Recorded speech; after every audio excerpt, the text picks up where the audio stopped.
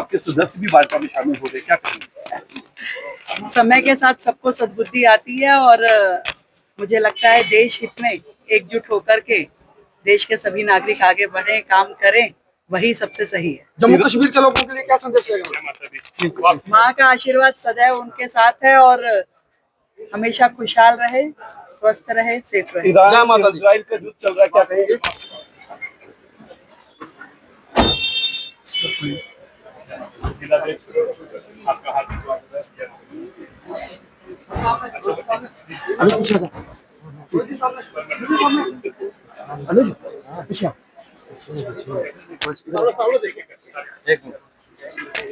इधर सामने देखो निखिल,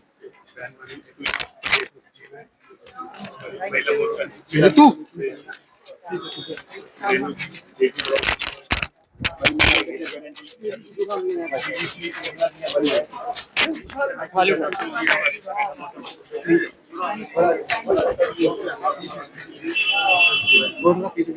बहुत धन्यवाद।